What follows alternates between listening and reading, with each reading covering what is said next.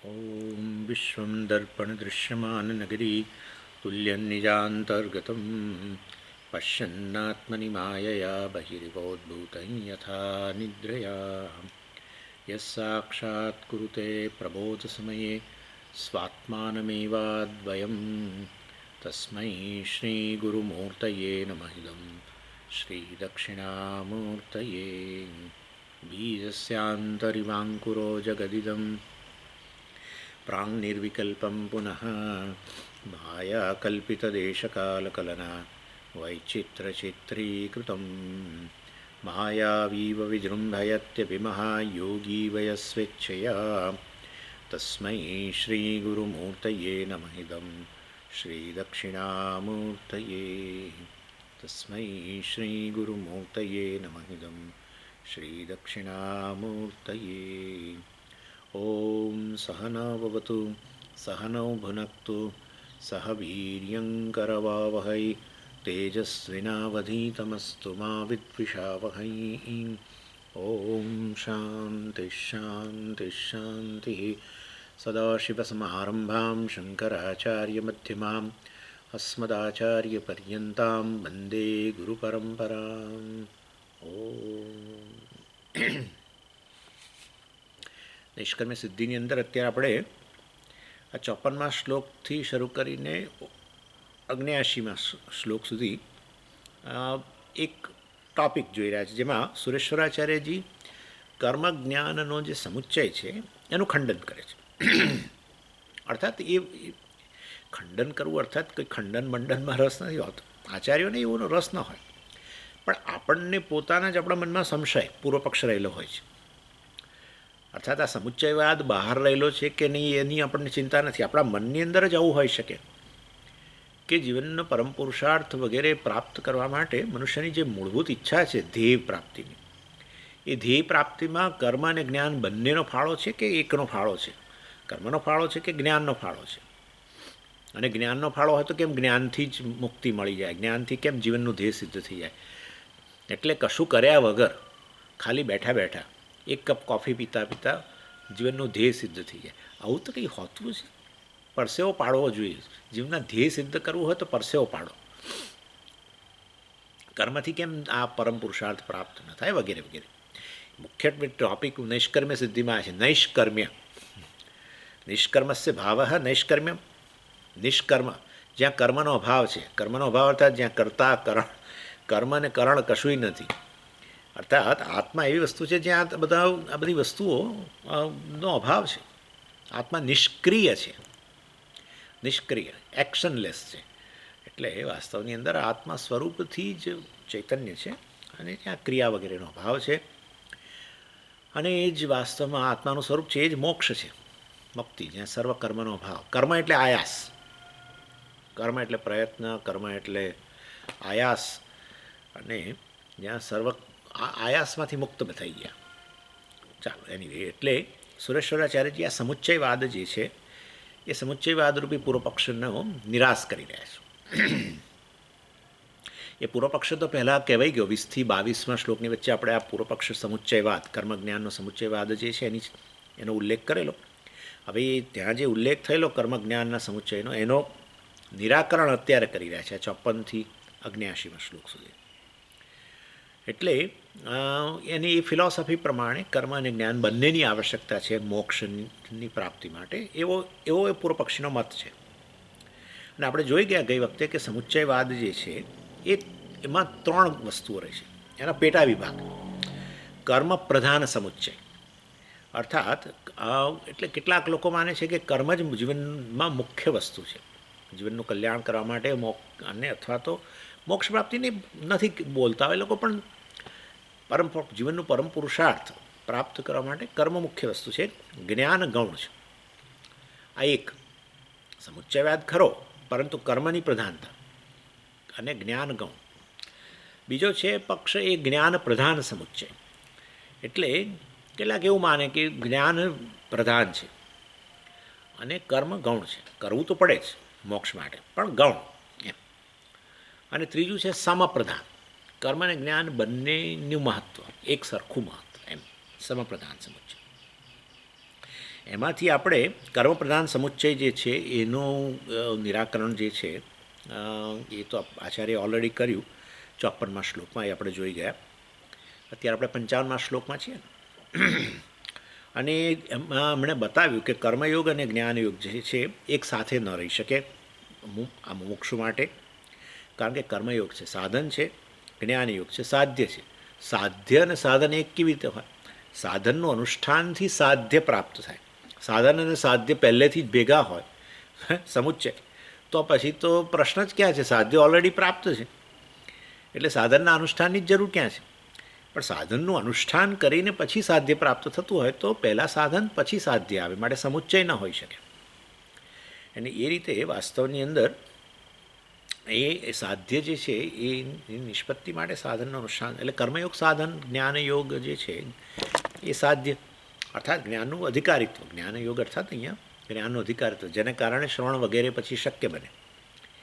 એ કર્મયોગ તો પહેલાં જ હોવો જોઈએ અધિકારિત્વ પ્રાપ્ત કરવા માટે સાધ્ય સાધન એક જગ્યાએ સમુચ્ચયનો શક્ય ન હોય, અને માટે કર્મયોગ સાધન અને જ્ઞાનયોગ સાધ્ય હોય તો પછી એનો સમુચ્ચય શક્ય નથી.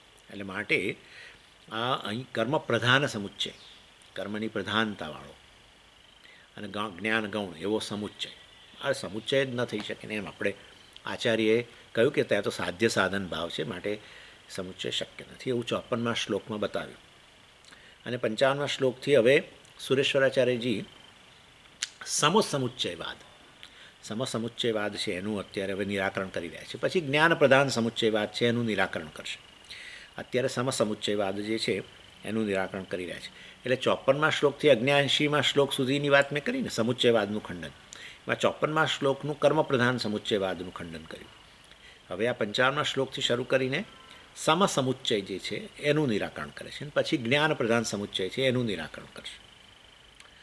એટલે 55મા શ્લોકમાં આ આર્ગ્યુમેન્ટ કરવામાં આવ્યો કે કર્મ અને જ્ઞાન જે છે વાસ્તવની અંદર એ બંને ઇક્વલ મેઝર અર્થાત બંને સમાન એ શક્ય જ નથી, કારણ કે બંને એકબીજાથી તદ્દન વિરુદ્ધ છે, માટે બંનેનું સમુચ્ચય જ શક્ય નથી. એ વસ્તુ કરી રહ્યા છે અને એમાં ઉદાહરણ વગેરે આપે છે, એ આપણે જોઈએ હવે. એટલે એના સંબંધ ગદ્ય જે છે 55મા શ્લોકનો સંબંધ ગદ્ય, એની અંદર કહેવામાં આવ્યું સમપ્રધાનયો અપી અસંભવ. સમસમુચ્ચયવાદ છે એ પણ સમપ્રધાન, બંને એક ગૌણ એક મુખ્ય એવું નહીં, બંને સમાન, બંને પ્રધાન ગણો, એમ કર્મ અને જ્ઞાન બંને પ્રધાન ગણો એવો સમુચ્ચય. એટલે આચાર્ય કહ્યું એ શક્ય નથી, અસંભવ એ શક્ય નથી. એટલે એ કેવી રીતે? એટલે એ વસ્તુ 55મા શ્લોકમાં કહે છે. બાધ્ય બાધક ભાવાચ પંચાસ્યોરણયોરિવ એકદેશાનવસ્થાનાત ન સમુચ્ચયતા તયો. 54મા શ્લોકમાં પૂર્વ શ્લોકની અંદર આચાર્યએ કહ્યું કે કર્મ અને જ્ઞાન જે છે સાથે જ ન રહી શકે. એટલે ત્યાં કહ્યું કે એક કાળે સાથે ન રહી શકે. સાધ્ય અને સાધન, સાધનના અનુષ્ઠાનથી સાધ્યની ઉત્પત્તિ થતી હોય તો સાધ્ય ભવિષ્યમાં આવવાનું છે, સાધનનું અનુષ્ઠાન અત્યારે વર્તમાનમાં, માટે એક કાળે કર્મ અને જ્ઞાન સાથે ન રહી શકે. અત્યારે કર્મયોગનું અનુષ્ઠાન, પછી જ્ઞાનયોગનું અધિકારિત્વ પ્રાપ્ત થાય અને પછી શ્રવણ મનન વગેરે થાય, જ્ઞાનયોગ થાય. એટલે એક જ કાળે સાધ્ય અને સાધન તો કદી સાથે હોય જ નહીં, અને કર્મ અને જ્ઞાન વચ્ચેનો સંબંધ સાધન સાધ્યનો છે. અને માટે એક કાળ અનવસ્થાનમ, એક કાળે બંનેનું સાથે રહેવું એ એક કાળ અવસ્થાનમ, નોટ અનવસ્થાનમ, એક કાળે બંનેનું સાથે રહેવું શક્ય નથી. એ 54મા શ્લોકમાં કહ્યું.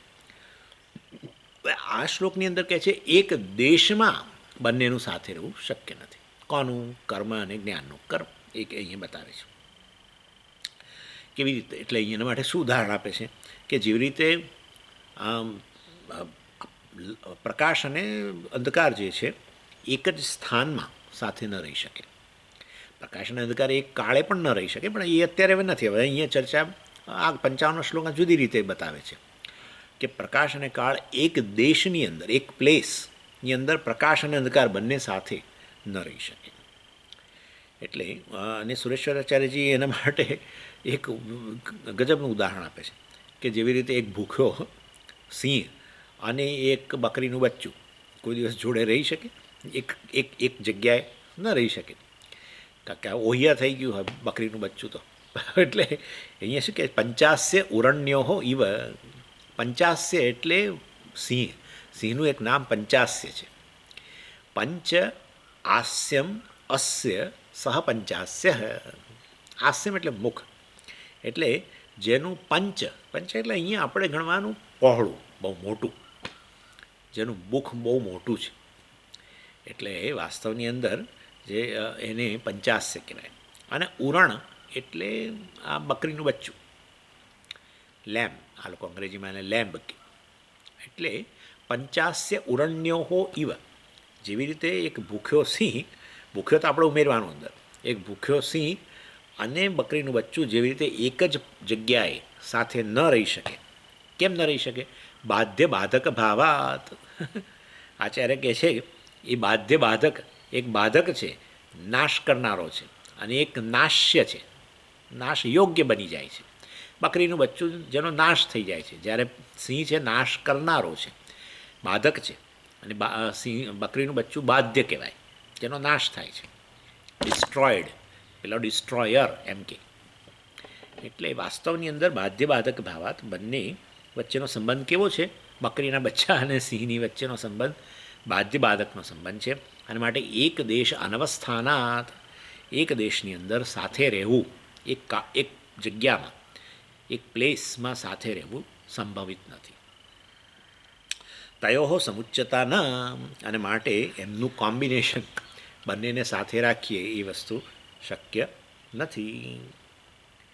એટલે કર્મયોગ અને જ્ઞાનયોગ છે પણ આવા જ છે, એ બંને એક સાથે રહી શકે એમ નથી.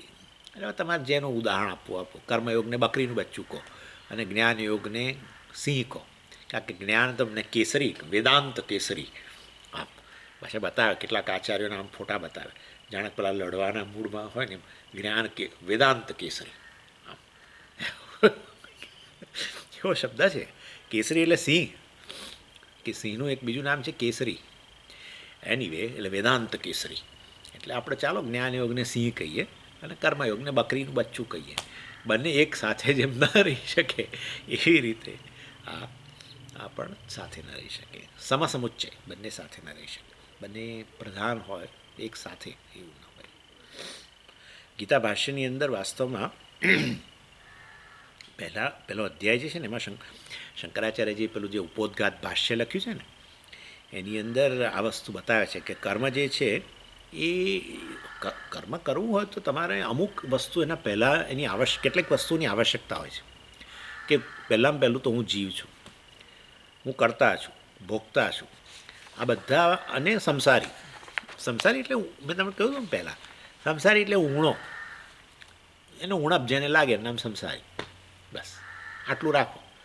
જેને ઉણપ લાગ્યા કરે, અભાવ, અછત લાગે, કોઈક ને કોઈક રીતના અછત લાગે, બુદ્ધિના સ્તરની અછત તો સંસારી, લાગણીના સ્તરની અછત સંસારી, ઇન્દ્રિયોના તેજના સંદર્ભમાં, શક્તિના સંદર્ભમાં અછત લાગે સંસારી, શરીરની દૃષ્ટિએ અછત લાગે, શરીરની સ્વાસ્થ્યની દૃષ્ટિએ અછત સંસારી, શરીરની ઊંચાઈની દૃષ્ટિએ અછત સંસારી, શરીરના રંગની દૃષ્ટિએ અછત સંસારી, દેખાવની દૃષ્ટિએ અછત લાગે.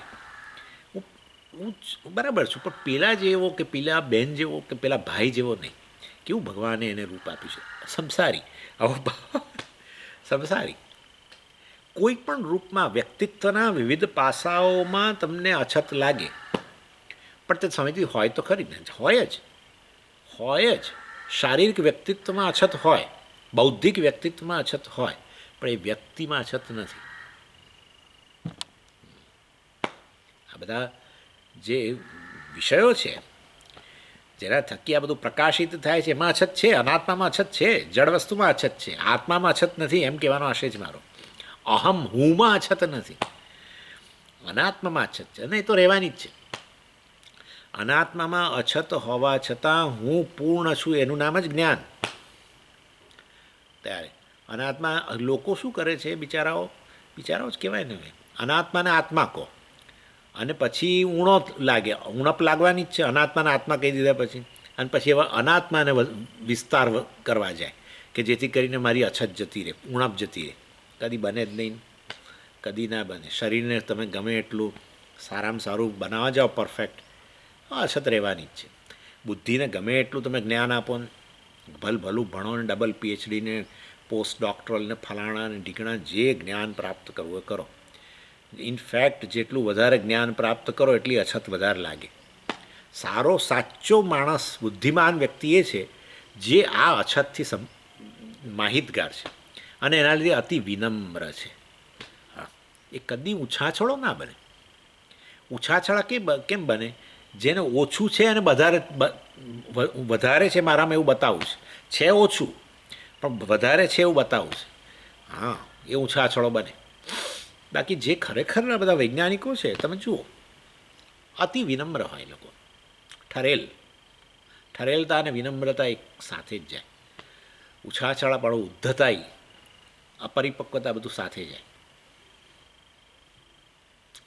એનીવે, એટલે કહેવાનો આશય એવો છે કે આ રીતે અછત છે પણ હુંમાં નથી. બરાબર છે, હુંમાં નથી. That's all. હું અછત વગરનો આત્મા છું, બસ આટલું. એનીવે, ચાલો. એટલે આ બધી જે છે, હું કરતા છું, ભોગતા છું, સંસારી છું, એને માટે કર્મ હોય. કર્મ વગર રહી જ ના શકે ને. અછત એને દૂર કરવી જ બિચારાને, એટલે પછી કર્મ કરે. અને હું આવું બીજું પણ હોય કે હું આ પ્રારબ્ધ દ્વારામાં અનેક મારામાં મુશ્કેલીઓ છે, મને બહુ પ્રારબ્ધનો શિકાર બનું છું, આ તે બધું વસ્તુ. અને માટે મારે આ બધી સમસ્યાઓ, ભગવાને પ્રારબ્ધ મારામાં કેવું મૂક્યું છે, અને માટે મારે આ બધી સમસ્યાઓમાંથી મુક્ત થઈ જ છૂટકો છે. હું સમસ્યાગ્રસ્ત છું, આ બધી પરિસ્થિતિઓનો હું શિકાર બનું છું, એ સંસારી છે. આ બધી પરિસ્થિતિઓનો હું શિકાર બનું છું. ભગવાન મને મારી પાછળ પડેલો છે, આનું નામ સંસાર. સંસારી આવો હોય, જેમ કે ભગવાન મારી પાછળ પડ્યો છે, જે એમ કે રોજ સવાર પડે છે ને ભગવાનને કોઈ બીજું દેખાતું નથી, હું જ દેખાઉં છું. આ બધી સંસારીની વ્યાખ્યા આપું જ તમને. એટલે તમે કેમ આ બધું બોલો છો કે જેથી કરીને આપણે આજથી તો બુદ્ધ બંધ કરી દઈએ. મનમાં આવે વિચાર તો કે હું છું નથી આ, બસ. અરે પણ આવું આટલી ખરાબ પરિસ્થિતિ છે તારા જીવનમાં, ના પણ એ મારી નથી, અહમની નથી, બસ અહંકારની છે તો સોરી, અહંકારની મિથ્યા પરિસ્થિતિ હોય વાંધો નહીં, એમાં હું નથી. હું તો બધાને પ્રકાશિત કરનાર છું. પ્રારબ્ધને પ્રકાશિત કરનાર હું છું અને અહંકારને પ્રકાશિત કરનાર હું છું. હું તો તે જ છું. આ બધું તો પરપ્રકાશ છે, એ બધું મારાથી પ્રકાશિત થાય છે, બસ આવું. દર વખતે તમને સંસારીની થોડી વ્યાખ્યાઓ કરીશું. એટલે મારું કોઈ પ્રારબ્ધ નથી, હું જીવ નથી, કરતા નથી, ભોગતા નથી, પ્રમાતા નથી. આ બધું મિથ્યા છે, પ્રારબ્ધ પણ મિથ્યા છે. અને માટે વાસ્તવની અંદર એવી વ્યક્તિ જે હોય એને આ બધું કર્મ વગેરે એને માટે એના જીવનમાં ન હોય. એટલે કર્મયોગ અને જ્ઞાનયોગ સાથે ન રહી શકે, એમ કહેવાનો આશય છે મારો. કર્મ અને જ્ઞાન બંને સાથે ન રહી શકે. અને માટે કર્મ દ્વારા મુક્ત બનવું એવું પણ નથી, કારણ કે હું મુક્ત છું, સ્વભાવથી મુક્ત છું, અને એ જાણવાની જરૂર હોય છે. અને આ રીતે ત્યાં શંકરાચાર્યજીએ ભગવદ્ ગીતાના ઉપોદ્ઘાત ભાષ્યની અંદર કર્મ અને જ્ઞાન સાથે ન રહી શકે એવું સરસ રીતે ત્યાં બતાવ્યું છે. અને એટલે જ્યાં સુધી વ્યક્તિ કર્મ કરતી હોય કે કર્મયોગી જે પણ હોય, કર્મી કે કર્મયોગી, અર્થાત સકામ કર્મ કરનાર કે નિષ્કામ કર્મ કરનાર હોય, ત્યાં સુધી ત્રણ વસ્તુઓ તો હોય. એના મનમાં ત્રણ વસ્તુઓની સત્યતા હોય. એક છે જગત સત્ય છે, બીજો જીવ હું કરતા ભોગતા સત્ય છે, અને ઈશ્વર પણ સત્ય છે જે કર્મફળ પ્રદાન કરે છે, એ પણ સત્ય છે. આ ત્રણ વસ્તુ એના કર્મયોગ કરનારના મનમાં આ ત્રણ વસ્તુઓ સત્ય હોય. જ્યારે જ્ઞાનયોગી જે છે, જ્ઞાન પ્રાપ્ત કરનાર જે છે, અથવા જ્ઞાન જેણે પ્રાપ્ત કર્યું છે, એનામાં આ ત્રણમાંથી કશું સત્ય નહીં. એના માટે આત્મા સત્ય, અને બાકીનું આ બધું જે ત્રણ જે છે ને એને અનાત્મામાં મૂકી દીધું. એણે જીવ જગત અને ઈશ્વરને અનાત્મામાં મૂકી દે, અને વાસ્તવની અંદર એનું અધિષ્ઠાન જે આત્મા જે છે એ સત્ય છે એવું કે. માટે એનામાં જીવનમાં બે વસ્તુ હોય, આત્મા અનાત્મા બે હોય, પરંતુ આત્મા સત્ય, અનાત્મા મિથ્યા એવું કહેનારો હોય. કર્મયોગી ત્રણેય વસ્તુને સત્ય માને. હું પણ જીવ છું એ સત્ય છે, જગત નામની વસ્તુ છે એ સત્ય છે, અને ઈશ્વર પણ સત્ય છે જે કર્મફળ દાતા છે, વગેરે વગેરે. એટલે આ રીતે બહુ તદ્દન ભેદ છે બેની વચ્ચે. કર્મ અને જ્ઞાન સાથે ન રહી શકે. અને જેનું મન તૈયાર નથી એને માટે એ જે છે એ વેદાંતનું પણ એ વ્યક્તિ વેદાંતનું શ્રવણ કરે તો શું? તમે તો કહેતા સાથે ન રહી શકે. તમે કહો છો કર્મ અને યોગ ને જ્ઞાનો સાથે ન રહી શકે, પણ અમે તો કર્મયોગ કરીએ છીએ જીવનમાં. આ બધા પંચમહાયજ્ઞ કરીએ છીએ અને આ બધું શ્રવણ તમે બોલો છો બધું એ સાંભળે છે, જ્ઞાની પ્રાપ્ત કરીએ છીએ. તો એના માટે વાસ્તવની અંદર વેદાંતનું શ્રવણ પુણ્યકર્મ બની જાય. અને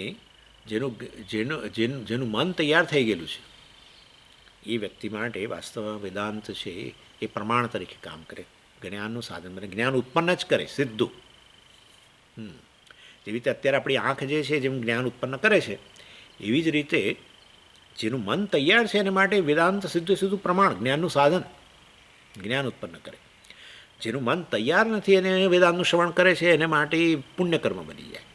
આ કે શાસ્ત્ર છે અને શાસ્ત્રનું શ્રવણ આ રીતે પુણ્યકર્મ બની જાય. એટલે આ રીતે આ બે વચ્ચેનો ભેદ આપણે જરા મનમાં રાખવાનો, અર્થાત આ બંનેનો સમુચ્ચય શક્ય નથી. ચાલો હવે એટલે આ 55મો શ્લોક આપણે જોયો. હવે આગળ 56મા શ્લોકનું સંબંધ ગદ્ય જોઈએ. સંબંધ ગદ્યમાં શું કહે છે? કુતઃ બાધ્ય બાધક ભાવ. પહેલાં 56મા શ્લોકમાં આવેલું સાધ્ય સાધન ભાવ, કર્મયોગ અને જ્ઞાન વચ્ચે એવું કહ્યું હતું. 55માં બાધ્ય બાધક ભાવ બતાવ્યો કે આ તો સાથે ન રહી શકે, કારણ કે એક તો પેલા સિંહ જેવો છે અને બીજો વાસ્તવમાં બકરી જેવું છે. અને આમ પણ જો તમે સાચું કહો તો જ્ઞાન યોગ જે છે એ કર્મને ખાઈ જ જાય. જ્ઞાન છે કર્તૃત્વને જ ખાઈ જાય. અને ભગવાને 4થા અધ્યાયમાં કહ્યું કે જે જ્ઞાની છે એના સર્વ કર્મો બળી જાય. માટે બરાબર જ છે, જ્ઞાન યોગ કેસરી જ છે. હા, અને વાસ્તવની અંદર કર્મયોગ છે એ બકરી સમાન છે, જોડે ન રહી શકે એવી રીતે. એટલે બાધ્યબાધક ભાવ છે એ વિશે પ્રશ્ન કરે છે. 56મા શ્લોક કુતઃ બાધ્યબાધક ભાવ. તમે આ કર્મયોગને જ્ઞાનયોગની વચ્ચે બાધ્યબાધક ભાવ કેમ કહો છો? કર્મયોગને બાધ્ય અને જ્ઞાનયોગને બાધક એમ કેમ ગણો છો? એટલે યસ્માત, તો અમે તમને હવે કારણ આપીએ છીએ એનું 56મા શ્લોકમાં. એના કારણે કર્મયોગ અને જ્ઞાનયોગ વચ્ચે બાધ્યબાધક ભાવ છે. શું કહે છે જુઓ 56મા શ્લોકમાં. અયથાવસ્ત્વ વિદ્યા સ્યાત વિદ્યા તસ્યા વિરોધિની સમુચ્ચયસ્તયોરેવં રવિશાર્વરયોરિવ. અવિદ્યા અયથાવસ્તુ સ્યાત. અવિદ્યા અયથાવસ્તુ, અવિદ્યા જે છે વાસ્તવની અંદર એ અયથાવસ્તુ છે. યથાવસ્તુ એટલે શું? કે જે વસ્તુ જેવી છે એને યથાવસ્તુ કહેવાય, મતલબ સત્ય. અવિદ્યા જે છે અયથાવસ્તુ છે. અવિદ્યા જે છે એ વાસ્તવમાં યથાવસ્તુનું વિરોધી છે એમ ગણો. ચાલો, અવિદ્યા જે છે એ યથાવસ્તુ તો અયથાવસ્તુ છે ને, એટલે યથાવસ્તુથી વિરુદ્ધ, અર્થાત જે રિયાલિટી છે, જે સત્યતા છે એનાથી વિરુદ્ધ છે અવિદ્યા. યથાવસ્તુ એટલે સત્યમ ગણવાનું, અને યથાવસ્તુ એટલે એનાથી વિરુદ્ધ, એટલે સત્ય નહીં પરંતુ મિથ્યા ગણો. એટલે કર્મ જે છે વાસ્તવની અંદર કર્મ નો આધાર જે છે, કર્મનો આધાર શું છે? કે હું વર્ણવાળો છું, બ્રાહ્મણ વર્ણવાળો છું, હું બ્રાહ્મણ છું એમ, હું ક્ષત્રિય છું, હું ગૃહસ્થ છું, હું સંન્યાસી છું, હું બ્રહ્મચારી છું, વગેરે વગેરે. એટલે અને પછી બીજું તો ખરું જ, બીજા પણ ખરું. આ જે કર્મ કરનાર છે એના ફાઉન્ડેશનમાં આ બધી વસ્તુ તો છે જ. અને હું કરતા છું, ભોગતા છું, એ પણ આવી જ ગયું અવિદ્યાને કારણે. એટલે આ વર્ણાશ્રમ અભિમાન, જો વર્ણ જે છે ને બ્રાહ્મણ વર્ણ વગેરે બધું કોણ શેમાં રહેલું છે? વાસ્તવની અંદર આ દેહનમાં. આ તમે જે કુળમાં જન્મ્યા એ કુળ, દાખલા તરીકે માતા પિતા બ્રાહ્મણ હોય કે જે, તો એના આધારે મારું બ્રાહ્મણ વર્ણ નક્કી થાય. કે ક્ષત્રિય કુળમાં જન્મ્યો તો ક્ષત્રિય શું એવું નક્કી થાય, વૈશ્ય કુળમાં જન્મ્યો તો વૈશ્ય વગેરે. અને પછી જેમ શરીર જે છે જેમ વિકાસ થાય અને આપણે લગ્ન કરીએ તો ગૃહસ્થ કહેવાય, એ પહેલાંની અવસ્થા આપણી બ્રહ્મચર્ય અવસ્થા કહેવાય વગેરે. પછી આગળ કોઈ સંન્યાસ લે તો સંન્યાસી કહેવાય. એટલે એમાંય આ શરીરની જ વાત આવે છે. સ્થૂળ શરીર જ ન હોય ને છતાં કોઈને સંન્યાસી તમે કહેશો? એટલે એનીવે એટલે આ બધું બતાવે છે કે આ સ્થૂળ તમે જ્યારે હું કહું હું સંન્યાસી છું ત્યારે સ્થૂળ શરીરનું અભિમાન થઈ ગયું, સ્થૂળ શરીરને જ આત્મા કહી દીધો.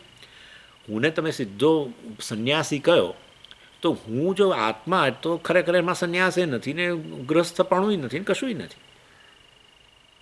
આ બધા વિકારો બ્રહ્મચારી ને ગ્રસ્થ અને વાનપ્રસ્થ અને આ બધા વિકારો શરીરના છે, શરીરની સ્થિતિ છે. ઇન શોર્ટ કહેવાનો આશય બ્રાહ્મણ ક્ષત્રિય વૈશ્ય કે બ્રહ્મચારી આ બધી જે આશ્રમો બધા આપણા બ્રહ્મચારી કે આ ગ્રસ્થ કે આ સંન્યાસી આ વર્ણાશ્રમ ધર્મો જે છે એ તો આ સ્થૂળ શરીર સાથે સંબંધિત છે. એટલે એવા સ્થૂળ શરીર જે અનાત્મા છે એને આત્મા કહેવાને કારણે એટલે કહ્યું કે અભિમાન, સ્થૂળ શરીર સાથેનું અભિમાન, સ્થૂળ શરીર સાથેનું તાદાત્મ્ય, અનાત્મામાં આત્મબુદ્ધિ એમ, અથવા આત્માને સ્થૂળ શરીર કયો, અહમને સ્થૂળ શરીર કયો એમ કહીને આત્માને અનાત્મા જેટલો માન્યો, અથવા અનાત્મામાં આત્મબુદ્ધિ કરી જે કહો તે. એટલે આવા તાદાત્મ્યને અધ્યાસને કારણે, તાદાત્મ્ય નહીં, તાદાત્મ્ય તો બે વસ્તુ હોય તો તાદાત્મ્ય બે વસ્તુ ભેગી થઈ જાય એમ ભેગું, તાદાત્મ્ય ભેગું થવું, બે વસ્તુ ભેગી થઈ ગઈ સ્થૂળ શરીરના આત્મા, એવું છે જ નહીં. આ તો સોનાનું ઘરેણું ને સોનું ભેગું થઈ ગયું એના જેવું છે, એવી વાત છે. આ તો એક મિથ્યા જ છે અને એક સત્ય છે. ચાલો એની એટલે આવું સત્ય મિથ્યાનું મિથુનીકરણ આચાર્ય અધ્યાસ ભાષ્યમાં કહ્યું ત્યાં બ્રહ્મસૂત્ર, સત્ય અને અનૃત છે એનું મિથુનીકરણ, એનું ભેગું થવું. જેમ કે એક જળનું તરંગ અને જળ ભેગું થઈ ગયું, પણ સ્વામીજી બે જ વસ્તુ છે જ નહીં, આપણે તો એ જ કહીએ છીએ ને. તો પછી તમે બે વસ્તુ ના હોય તો તમે કેમ બોલો છો અધ્યાસ, આત્માના આત્માનો અધ્યાસ? અરે ભાઈ આત્માને આત્મા કહેવાને બદલે અનાત્મા કહો છો. અહમને હું ચૈતન્ય કહેતો હોઉં કેવળ તો કશો પ્રશ્ન નથી, પણ હું શરીર છું એમ કહું છું, એટલે આત્માને અનાત્મા કહ્યો અને અનાત્માને આત્મા પર અધ્યારોપ કર્યો. આત્મા ચૈતન્ય હોવા છતાં એને શરીર જેટલો માન્યો.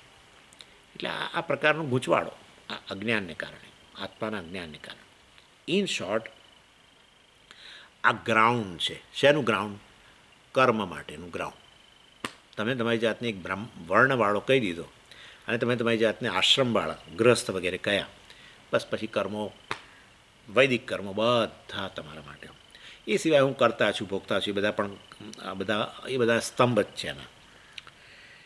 એટલે વાસ્તવની અંદર વર્ણાશ્રમ અભિમાન કે કર્તૃત્વ ભોક્તૃત્વ અભિમાન એ જે છે એ તો અયથા વસ્તુ છું જ નહીં. આ તો મિથ્યા જ્ઞાન છે, યથાર્થ જ્ઞાન નથી. હું કરતા છું એ કંઈ યથાર્થ જ્ઞાન છે? નથી. હું અકર્તા છું એ યથાર્થ જ્ઞાન છે, કારણ કે હું આત્મા ખરેખર અકર્તા છું એમ. એટલે વાસ્તવની અંદર આ મિથ્યા જ્ઞાન કે અજ્ઞાન જે છે એ કર્મ માટે જવાબદાર છે. હું કરતા છું, ભોગતા છું, એ પ્રકારનું મિથ્યા જ્ઞાન જ કર્મ માટે જવાબદાર છે. અથવા હું ફલાણા વર્ણવાળો છું કે ફલાણા આશ્રમવાળો છું, એ અભિમાન પણ જે મિથ્યા જ્ઞાન છે એ કર્મ માટે જવાબદાર છે. અને માટે કર્મ બીજું કશું નથી, આ અવિદ્યાની જ ઉપજ છે. અવિદ્યાને તમે એક એનું ક્રિસ્ટલ બનાવો, અવિદ્યાને તમે સ્થૂલીકરણ કરો ને, અવિદ્યાને મૂર્ત રૂપ આપો તો આ છે કર્મ. અવિદ્યાને કારણે આ બધા મિથ્યાભિમાન, અજ્ઞાનને કારણે મિથ્યા જ્ઞાન અને મિથ્યા જ્ઞાનને કારણે કર્મ. એટલે અજ્ઞાને જ જાણે કે આ કર્મનું સ્થૂળ રૂપ ધારણ કર્યું એમ કહેવાય. એટલે એ અહીં કહ્યું અવિદ્યા અયથા વસ્તુ સ્યાત. આ વિદ્યા જે છે એ યથા વસ્તુથી તદ્દન વિરોધી છે. આત્મા જે સત્ય વસ્તુ છે એનાથી વિરોધી છે. અને વિદ્યા તસ્યા વિરોધીની, અને જ્ઞાન જે છે વિદ્યા છે એ અવિદ્યાનું વિરોધી છે. અવિદ્યાને કારણે વસ્તુ યથાર્થ જેવી છે એનાથી જુદું માનીએ છીએ આપણે. આત્મા કરતા ભોગતાને આપણે કરતા ભોગતા કહીએ છીએ. આ બ્રાહ્મણ ક્ષત્રિય વગેરે આત્મામાં આ પ્રકારના વર્ણ પણ નથી ને આશ્રમ પણ નથી. અવર્ણમ અચક્ષુશ્રોત્રમ અપાણીપાદમ એક્સેટ્રા. એની એટલે વિદ્યા તસ્યા વિરોધીની. વાસ્તવમાં આ જ્ઞાન જે છે, વિદ્યા જે છે એ અજ્ઞાનનું વિરોધી છે. એવં તયો સમુચ્ચય, આ રીતે બંનેનો સમુચ્ચય જે છે એ વાસ્તવની અંદર તસ્યાહ એટલે અહીંયા અવિદ્યાયાહ ગણજો. વિદ્યા તસ્યાહ વિરોધીની કહ્યું છે ને, એ વિદ્યા અવિદ્યાયાહ વિરોધીની એમ. તસ્યાહ એટલે અવિદ્યાયાહ, ષષ્ઠી વિભક્તિ. વિદ્યા અવિદ્યાનું વિરોધી છે. અને માટે જો કર્મ અવિદ્યાનું જ રૂપ હોય અને વિદ્યા અવિદ્યાનું વિરોધી હોય, એટલે કે વિદ્યા કર્મનું જ વિરોધી થઈ ગયું. વિદ્યા અને કર્મનું વિરોધ, કારણ કે વિદ્યા અવિદ્યા વિરોધી કહેવાય, બરાબર છે, પણ અવિદ્યાનું જ મૂર્ત રૂપ કર્મ છે. માટે વિદ્યા અને કર્મ જે છે એ પણ એકબીજાથી વિરુદ્ધ થઈ ગયા. માટે એમનો સમુચ્ચય રવિ શાર્વરયો ઇવ, બંનેનો સમુચ્ચય શેના જેવો છે? રવિ, સૂર્ય અને શાર્વરય.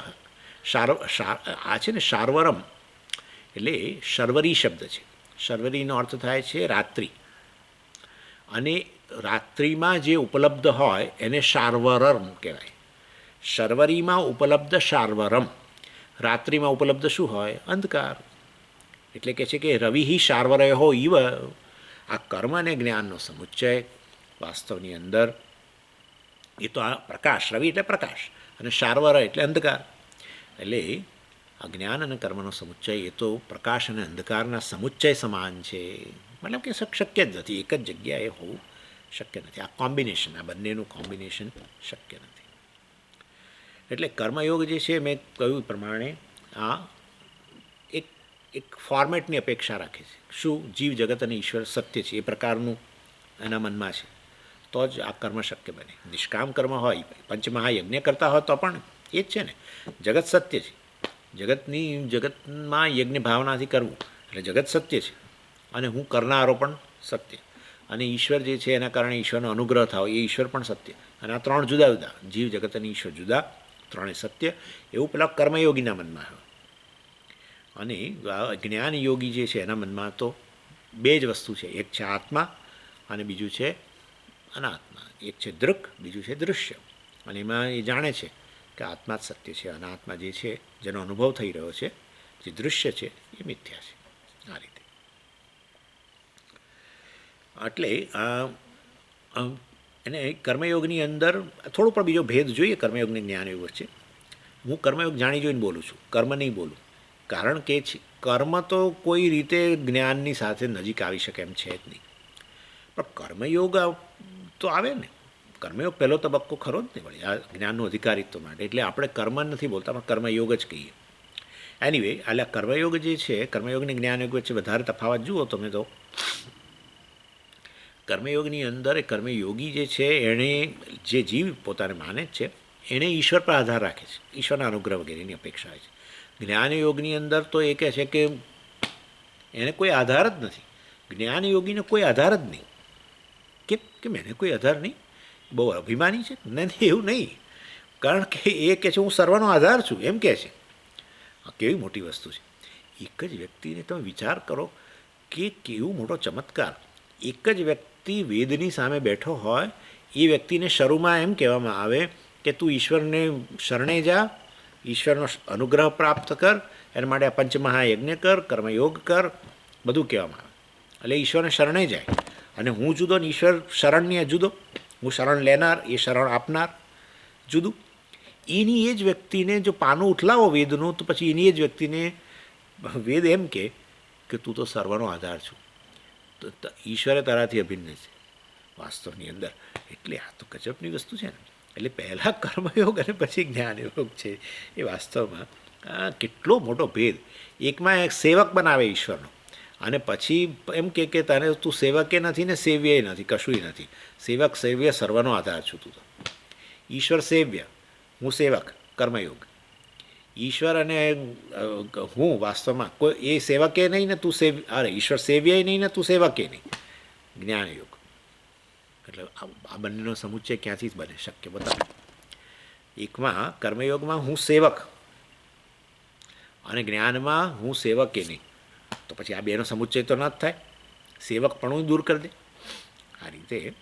અને આ જ્ઞાનયોગી માટે દિવસની શરૂઆત જ આ રીતે થાય. કારણ કે એ જાગે એટલે અહંકાર જ અભિવ્યક્ત થાય. જાગ્રત પુરુષ તરીકે તો એ માને જ, પણ એ મિથ્યા માને. અનાત્મા અહંકારને મિથ્યા માને. અહંકાર અનાત્મા કહેવાય બાય ધ વે, કારણ કે પરપ્રકાશ્ય છે, આત્માથી પ્રકાશિત છે, માટે અનાત્મા. જે આત્માથી પ્રકાશિત અનાત્મા. આપણે આટલું મન રાખવાનું, અહંકાર ચેતન પણ અહંકાર ચેતન છે, પણ ચેતન સ્વરૂપ નથી એનું, ચેતન જણાય છે. હા, એટલે આ સમજવાનું. ચેતન તો એક જ વસ્તુ છે જે સ્વયં પ્રકાશ છે, અને એ છે આત્મા. એનાથી પ્રકાશ્ય બીજી કોઈ પણ વસ્તુ હોય એ પોતે પ્રકાશકની જેમ એમનામાં વહેમ આવી જાય એ જુદી વસ્તુ છે, પણ પ્રકાશક નથી. એટલે વાસ્તવની અંદર સૂર્યના પ્રતિબિંબે પ્રકાશક બની જતો હોય છે, પણ પ્રતિબિંબ જે છે એની સત્તા તો બધી બિંબને કારણે છે. એટલે અનાત્મા છે અને અહંકાર પણ અનાત્મા. એનીવે, એટલે આ જ્ઞાનયોગીનો દિવસ આ રીતે શરૂઆત થાય, આત્મનાત્મનું ફોર્મેટ. અને વાસ્તવની અંદર એનો દિવસ દરમિયાન એને બધા અનેક વ્યવહાર કરતો હોય, પણ સર્વ વ્યવહારને એ મિથ્યા માનતો હોય. જ્યારે કર્મયોગી છે એના માટે તો વાસ્તવમાં પેલું જીવ જગત અને ઈશ્વર ત્રણેય સત્ય હોય. માટે બંને સાથે રહી ન શકે. માટે એક કાળે એક જ વસ્તુ હોય, અને એમાં ઓફકોર્સ શરૂમાં કર્મયોગ જ હોય, જેમાં આ ટ્રાયેંગ્યુલર ફોર્મેટ જીવ જગત અને ઈશ્વર એ સત્ય હોય. પછી ફોર્મેટ જે છે આત્મા અનાત્માનું જ રહી જાય, અને એમાં આત્મા સત્યમ, અનાત્મા મિથ્યા. એટલે અને આ પ્રકારનો કર્મયોગ કે જ્ઞાનયોગ જે છે એને તમે એનું એનું એનું એનું અમલીકરણ જે કરતા હોઈએ, આપણે કર્મયોગનું અમલીકરણ કરીએ કે જ્ઞાનયોગનું અમલીકરણ કરીએ, એની અંદર 3 તબક્કાઓ રહેલા છે ગમે તેના. પહેલાં પહેલો તો નિશ્ચય. એટલે અને આપણે આ મતલબ કે આ કર્મયોગ જે છે એને આપણે પસંદગી કરીએ જીવનની અંદર, કર્મને યોગ્ય ભાવના વગેરેથી કરીએ, તો વાસ્તવની અંદર એનાથી શું પ્રાપ્ત થઈ શકે એ વસ્તુનો આપણા મનની અંદર ખ્યાલ હોય પૂરેપૂરો. અને બીજું છે સંકલ્પ. એટલે એક તો નિર્ણય, આ રીતે કર્મયોગ કરવા માટેનો નિર્ણય, અથવા એ શું પ્રદાન કરી શકે, મેક્સિમમ અને ક્યાં સુધી લઈ જઈ શકે એ જાણીને પછી એને જીવનમાં લાવવાનો આપણો નિશ્ચય. બીજું છે સંકલ્પ, અને પછી એ વાસ્તવમાં સંકલ્પ કરો કે હવે આ વસ્તુ જે આ કર્મયોગ છે એનું હું અનુષ્ઠાન કરીશ. અને ત્રીજું અભ્યાસ. પછી એ કર્મયોગને જીવનની અંદર વારંવાર એને જીવનમાં જાગ્રત અવસ્થામાં વારંવાર એનું અનુષ્ઠાન કરે. એટલે પહેલું નિર્ણય કરવો, કર્મયોગ શું આપી શકે. મતલબ કર્મયોગ છે, જ્ઞાનયોગ છે, ભક્તિયોગ છે, ફલાણા યોગ છે, બધા યોગ છે, તો એમાં મારે શેનું અનુષ્ઠાન કરવું. એટલે આપણે કહીએ કર્મયોગનું અત્યારે, કારણ કે મારે અધિકારિત્વ પ્રાપ્ત કરવું છે, રાગદ્વેષની નિવૃત્તિ કરવી છે. તો પછી ભક્તિયોગનું શું, પેલા હઠયોગનું શું, ફલાણા યોગનું શું, અરે એ બધા કર્મયોગ છે. આ બધો નિર્ણય સ્પષ્ટતા મતલબ કરીને નિર્ણય કરવો કે મારે કર્મયોગની આવશ્યકતા છે, આ નિર્ણય. પછી સંકલ્પ, નિર્ણય કર્યા પછી કે હવે હું આ વસ્તુને છોડીશ, મતલબ કરે હું એના માટેનું રિઝોલ્વ, કમિટમેન્ટ કે હવે કરીશ જ કર્મયોગ. એટલે બીજો સંકલ્પ, અને ત્રીજું ત્યાર પછી અભ્યાસ, એનું અનુષ્ઠાન કરવું. એટલે ભગવદ્ ગીતાની અંદર ભગવાન જે છે અર્જુનને આ 3 અધ્યાયના 3 શ્લોકની અંદર કહે છે, લોકેસ્મિન દ્વિધા નિષ્ઠા પુરા પ્રોક્તા મયા નઘ જ્ઞાનયોગીન સાંખ્યાનામ કર્મયોગીન યોગીનામ. ભગવાને કહ્યું, હે અર્જુન, વાસ્તવની આ જગતની અંદર મેં 2 પ્રકારની સાધનો બતાવ્યા છે છેવટે આ મોક્ષની પ્રાપ્તિ માટે. મનુષ્યની જે મૂળભૂત ઈચ્છા છે, પરમ પુરુષાર્થની જેને પ્રાપ્તિ કરવી છે, એના માટે મેં 2 સાધનોની વાત કરેલી છે. ક્યારે કરી છે એટલે પૂરા પ્રોક્તા. આ સૃષ્ટિ જ્યારે બનાવી ત્યારે જ મેં આ 2 સાધનોની વાત કરી દીધી છે. એટલે તો સાંખ્યાનામ જ્ઞાનયોગ, અર્થાત સાંખ્ય લોકો છે એમના માટે જ્ઞાનયોગ, અને યોગીઓ માટે કર્મયોગ. સાંખ્યો એટલે શું પણ આ તમે ક્યાંથી લઈ આવ્યા હો શબ્દ? સાંખ્યો એટલે જે લોકો અધિકારિત્વ ધરાવે છે, જે લોકો કર્મની આવશ્યકતામાંથી મુક્ત થયેલા છે, એવા સંન્યાસીઓ માટે સાંખ્ય શબ્દ છે. એટલે મારે પછી સંન્યાસ લેવા, પણ કોણે તમને કહ્યું? એ બધું ભૂલી જવાનું. હવે એ સંન્યાસની વાત જ નહીં. એવી વાત કરવાની હોય તો હું તમને તો આ કહી જ ના શકું. મારે કોઈ સંન્યાસીઓને ભેગા કરીને ક્લાસ લેવો પડે, સમજી કે હું તમને આટલું બોલ્ડલી કહેતો હોઉં, હિંમતથી કહેતો હોઉં તમને કે આ છેવટે તમને સંન્યાસી બનાવશે, ત્યારે મારા મનમાં કંઈક જુદું હોય. મોડર્ન સંન્યાસી બનવાનું આપણે, મોડર્ન સંન્યાસી મેં તમને કહેલું છે આ વસ્તુ. મોડર્ન સંન્યાસીની વ્યાખ્યા મેં કરેલી છે, અને આપણા સ્વરૂપ દર્શન વગેરેમાં મને લાગે પ્રિયકાંતભાઈ મૂકી પણ હતી. એટલે નવા વર્ષના મેસેજમાં મેં આ વસ્તુ કહી હતી ને, એ પહેલાં આપણે નિષ્કર્મ સિદ્ધિમાં ચર્ચા થઈ ગઈ છે. મોડર્ન સંન્યાસી બનો, મોડર્ન ગૃહસ્થ નહીં રહેવાનું, અને મોડર્ન સંન્યાસી એટલે અત્યારનો જે સંન્યાસી આવો ડ્રેસવાળો છે એવું નહીં રહેવાનું. બેમાંથી એક કેમ મજા નથી.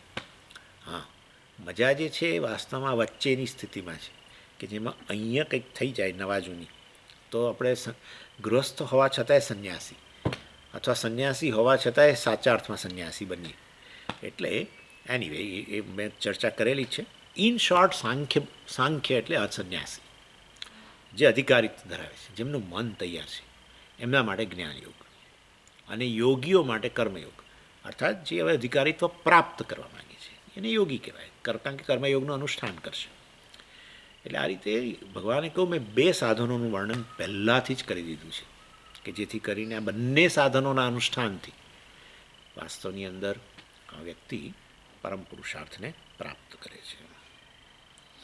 અને એટલે બહુ સ્પષ્ટ કહ્યું, લોકેસ્મિન દ્વિવિધા નિષ્ઠા, અને માટે 2 પ્રકારના નિષ્ઠા, 2 પ્રકારના સાધનો. નિષ્ઠા એટલે શું? જેમાં જે જીવન રીતિ અપનાવી, નિષ્ઠા એટલે જીવન રીતિ, જે જીવન રીતિ અપનાવીને તમે તમારા અધ્યાત્મ માર્ગમાં આગળ વધતા રહો.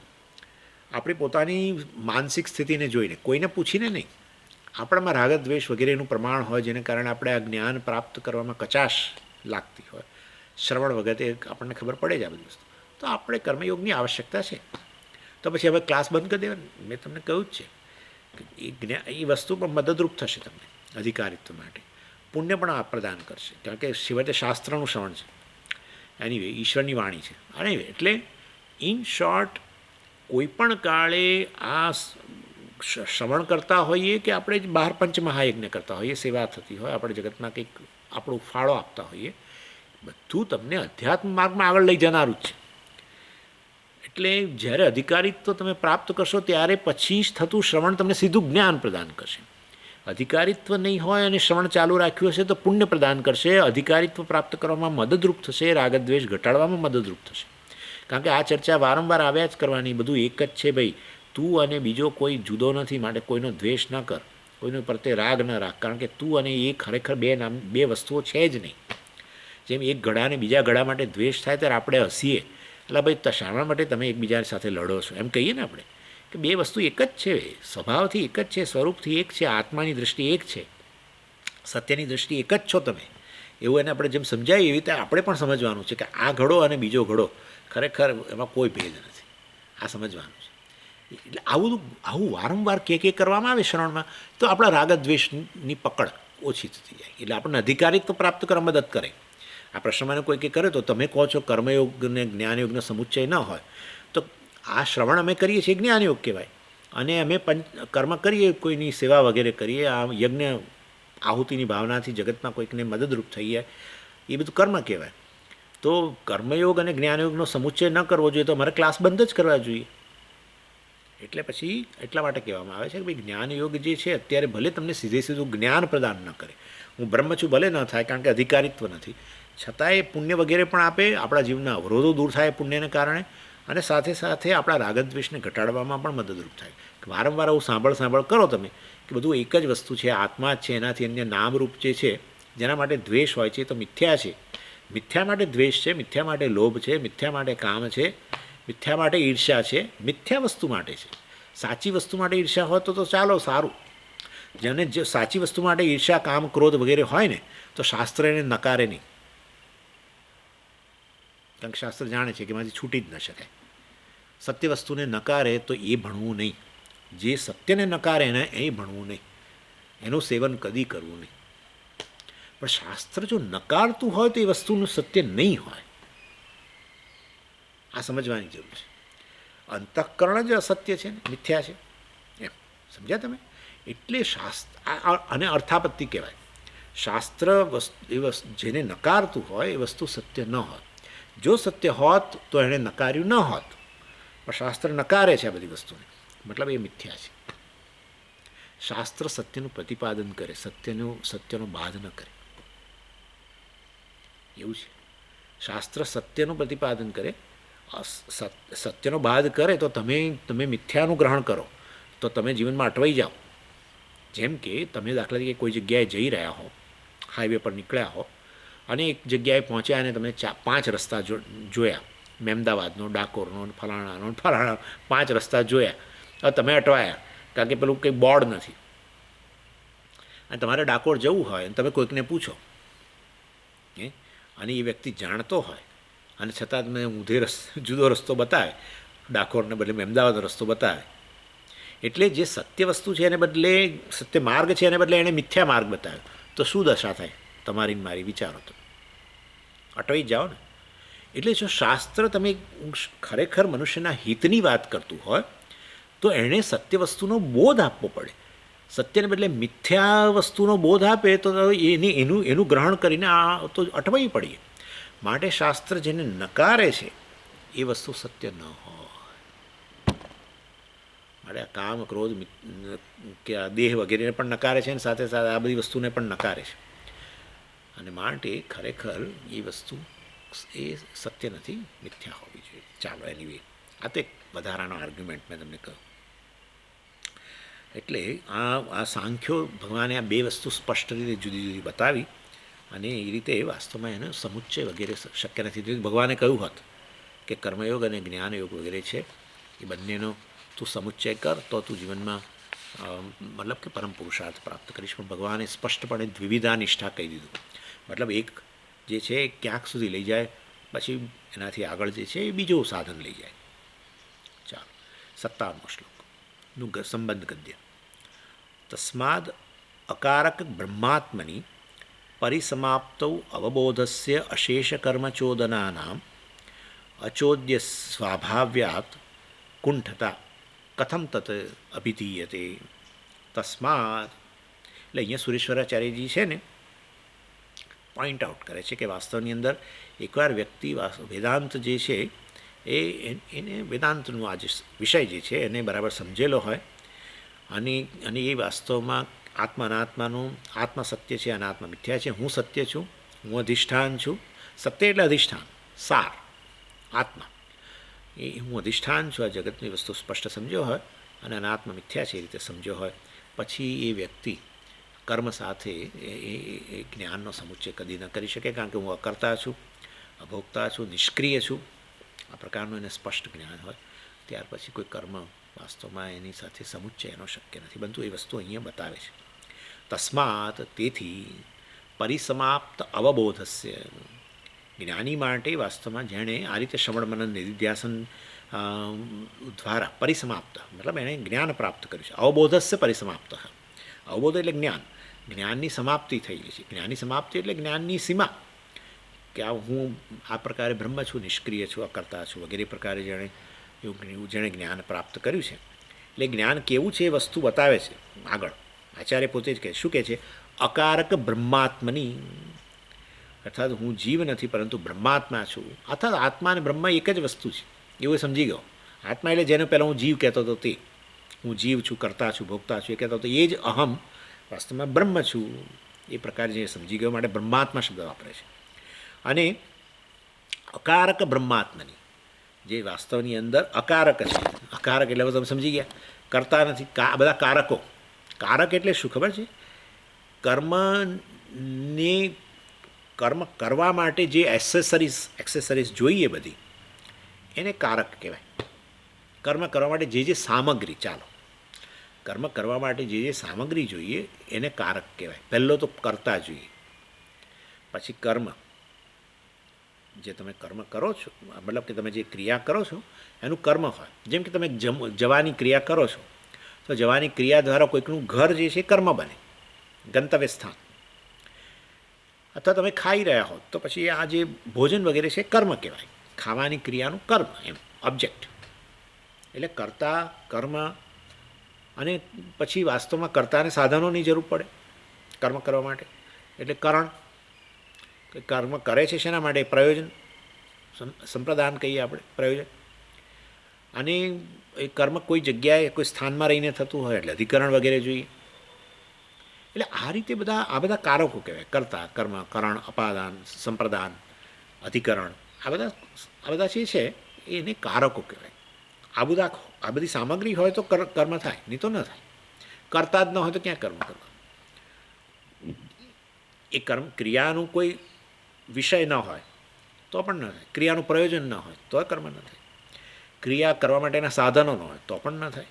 ક્રિયા કરવી છે પણ કોઈ જગ્યા જ નથી, એ તો એવું બને જ નહીં, તો પણ કર્મ ન થાય. એટલે આ બધી સામગ્રી એને કારક કહેવાય. અકારક બ્રહ્માત્મની. આત્મા કે બ્રહ્મ જે છે વાસ્તવમાં અકારક છે. નથી એ કર્તા, નથી એ કર્મ, નથી એ કરણ, નથી એ કોઈ પ્રયોજન, કે નથી એ કોઈ અધિકરણ વગેરે.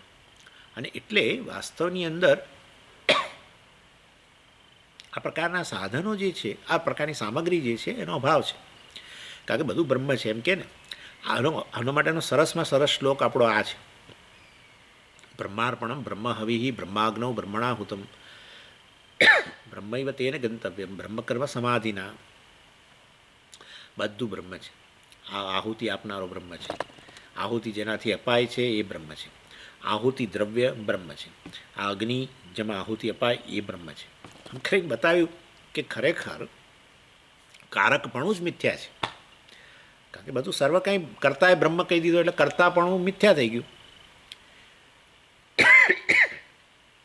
અને આહુતિનું સાધન કરણ એ બ્રહ્મ છે. આહુતિનું દ્રવ્ય બ્રહ્મ, કર્મ. શું હોમો છો એમ કહીએ ને, કર્મ. હોમવાની ક્રિયા માટેનું જે વિષય જે છે એ પેલી આહુતિનું દ્રવ્ય. શેમાં હોમો છો? અધિકરણ અગ્નિ બ્રહ્મ. એટલે આ રીતે અકારક બ્રહ્માત્મા. આપણા આચાર્યો છે સ્વામીજી હંમેશા કે આ બધા કારકોને ગળી ગયો. બ્રહ્મ પરમાત્મા જે છે બધા ગળી ગયો, મિથ્યા થઈ ગયા. એટલે એ કહેતા કારકાઝ આર સ્વોલોડ બાય ધ બ્રહ્મન, પરમાત્મા. ઇન શોર્ટ, આ રીતે વાસ્તવમાં જો કારકો જ નહીં રહે તો પછી કર્મ ક્યાં રહેવાનું છે? કારણ કે આ સર્વ કંઈ બ્રહ્મ થઈ ગયું. એટલે વાસ્તવની અંદર આ બ્રહ્મ. ચાલો, એટલે તસ્માત અવબોધસ્ય પરિસમાપ્ત અકારક બ્રહ્માત્મની. આ પ્રકારનું જ્ઞાન જ્યાં કારકનો અભાવ અને એને કારણે કર્મનો પણ અભાવ. અને તમે જુઓ તો આ બીજા અધ્યાયની અંદર પણ બતાવવામાં આવી વસ્તુ. બીજા અધ્યાયમાં એક શ્લોક જે છે એ અને કઠોપનિષદનો શ્લોક સમાન જ છે. જેમાં પેલું કહ્યું નાયમ હંતી ન હન્યતે. શું પેલો શ્લોક?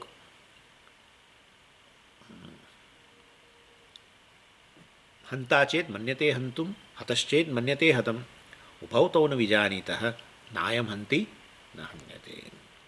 આ વસ્તુ ભગવદ્ ગીતામાં એ જરાક સહેજ શબ્દો જુદા કઠોપનિષદના, પણ વસ્તુ એની એ જ. હું હંતા પણ નથી, કોઈ હનન ક્રિયાનો કરતા નથી. હંતા એટલે હનન ક્રિયાનો કરતા. અને નાયમ હંતી ન હન્યતે, અને મારું હનન પણ થતું નથી. અર્થાત કોઈ હનન ક્રિયા કરે એનો હું વિષય પણ બનતો નથી. હનન ક્રિયાનો કરતા નથી અને હનન ક્રિયાનું કર્મ નથી. એટલે કરતા નથી, કર્મ નથી, પછી બીજું બધું આવી ગયું. એટલે કારકોનો અભાવ ભગવાને આત્મજ્ઞાન આપવા માટે કે યમરાજાએ નચિકેતાને આત્મજ્ઞાન આપવા માટે આ રીતે કારકોનો બાદ કર્યો. અકારક બ્રહ્માત્મની. માટે વાસ્તવમાં બ્રહ્મ કે આત્મા છે એ સર્વકારકોથી પર છે. પછી તો કર્મ જ શક્ય ન બન્યું. એટલે આ રીતે તો પછી હવે જ્યાં કારકોનો જ અભાવ હોય એવી જ્ઞાની માટે કોઈ પ્રકારના વિધિ નિષેધ વગેરે પણ રહેતા નથી. એટલે સુરેશ્વરાચાર્યજી કહે છે કે આવો જે જ્ઞાની જે છે એના માટે વેદના જે આ બધા વિધિ નિષેધ વગેરે છે, આ કરવું જોઈએ, આ ન કરવું જોઈએ, એ વસ્તુ એને માટે વસ્તુ રહેતી જ નથી. કારણ કે કરવું જોઈએ, પણ કરતા હોય એને તમે આવું કહી શકો કે આ કરવું જોઈએ કે આ ન કરવું જોઈએ, પણ કરતા પણ એ કારક જ ન રહ્યો તો વાસ્તવની અંદર જેને આ જ્ઞાન થયું છે એના માટે આ પ્રકારના વર્ણાશ્રમ ધર્મો ગણો. વર્ણાશ્રમના જે કર્મો છે એ એના માટે હવે રહેતા નથી. એટલે અને અહીંયા આચાર્ય શબ્દ વાપરે છે કુંઠા. એટલે આ આ બધા વેદના જે આ વિધિ નિષેધો વગેરે છે એ જ્ઞાની માટે કેવા બની જાય છે એટલે એ વસ્તુ અહીંયા કહે છે. એટલે કુંઠતા એ આપણે કહી સમજાવું છું. અશેષ કર્મ ચોદનાના આ બધા જ ચોદના એટલે આ બધા વિધિ નિષેધ. વેદ જેને ચોદના એટલે શું? વેદ જેને રજૂ કરે કે આ કરવું જોઈએ ને આ ન કરવું જોઈએ એને ચોદના કહેવાય. અશેષ કર્મ ચોદનામાં બધા જે વિધિ નિષેધના રૂપે રહેલા જે ચોદના છે બધા કર્મો જે છે અશેષ એટલે કોઈ બાકી નહીં. આ પ્રકારના જે વિધાન જે છે કુંઠતા અર્થાત એ બધા એના માટે બળી ગયા. અચોદ્ય સ્વાભાવ્યાદ, કારણ કે એ વાસ્તવમાં અચોદ્ય સ્વભાવ્યાદ અર્થાત આ વિધિ નિષેધ જેને લાગુ પડે, આ બધા રૂલ કમાન્ડમેન્ટ જેને લાગુ પડે એની બહાર નીકળી ગયો. આ અચોદ્ય સ્વભાવ્યાદ અર્થાત એ આ કર્તાપણામાંથી જ બહાર નીકળી ગયેલો છે અને એને માટે વિધિ નિષેધ વગેરે રહેતા નથી. ચોદ્ય એટલે જે વ્યક્તિ આ બધા વિધિ નિષેધના પ્રભાવમાં છે, એની પેરીફરીમાં છે. કોણ હોય એ તો તમે જાણો જ છો. જે પોતાને કરતા ભોગતા કહેતો હોય એને એ આ વિધિ નિષેધનું પાલન કરે. પણ જે જાણે છે કે હું કરતા નથી ને ભોગતા નથી, એનું સ્વરૂપથી વાસ્તવમાં કરતા ભોગતા છું.